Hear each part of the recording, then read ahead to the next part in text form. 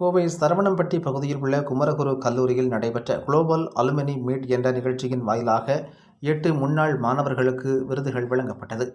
கோவை சரவணம்பட்டி பகுதியில் உள்ள குமரகுரு கல்லூரியில் குளோபல் அலுமினிய மீட் 2023 என்ற தலைப்பில் முன்னாள் மாணவர்கள் சந்திப்பு நடைபெற்றது.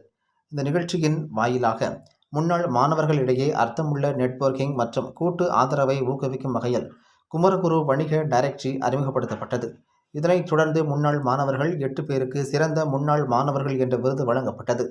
அதில் சிறந்த சமூக சேவைக்காக பொள்ளாச்சி நாடாளுமன்ற உறுப்பினர் கு. சண்முக சுந்தரத்திற்கும், அல்மா மேட்டருக்கான சேவைக்கான ஜெனடிக்ஸ் விருது ரமேஷ்கும், Thiruveni earth movers private limited நிர்வாக இயக்குனர் கார்த்திகேயனுக்கு சிறந்த தொழில் முனைவோர் விருதும், இஸ்ரோவின் தெர்மல் சிஸ்டம்ஸ் பிரிவு தலைவர் டாக்டர் குரு ஹத்துக்கு சிறந்த ஆராய்ச்சியாளர் விருதும், இந்திய நிபுணத்துவ விருதை டாக்டர் அனந்தராமனுக்கும், தொழில்முறை சிறப்பு விருதை சுவாமிநாதனுக்கும், சிறந்த ஸ்டார்ட் அப்கான விருதை ஸ்ரீனிவாசனுக்கும் வழங்கப்பட்டது.